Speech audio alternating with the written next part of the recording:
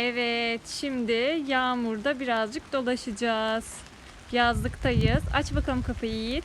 Tamam. Yağmur. Yağmurda dolaşmak istedi Yağmur. çocuklar. Sen yağıyorsun. Hadi Yağmur koş bakalım. Yiğit sen de koş. Tamam. Koşun bakalım biraz. Yağmur gel. O taraftan değil.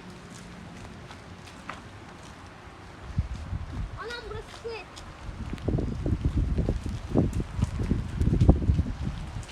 Oldu mu bakayım?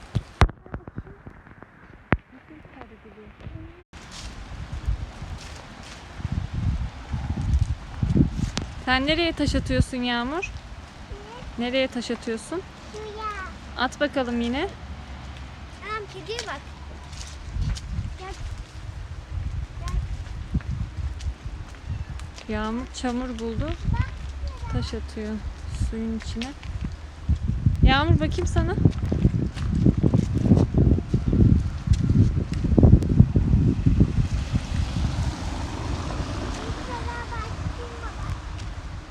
Bence ayağınızı sokmayın oraya. Çoraplarınız ıslanır.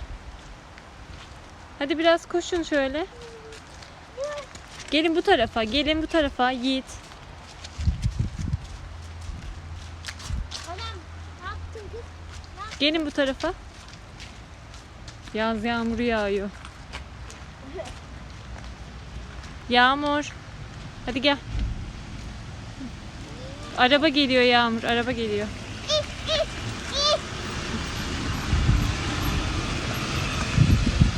Şöyle. Yiğit. Anam. Yağmur taş atmaya devam ediyor. Bir şey var bakın. Var galiba.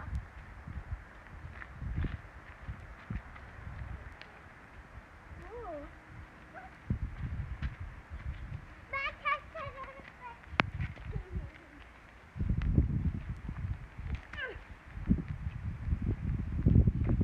Attıkça sular çok çoğalıyor. Attıkça sular çok çoğalıyor.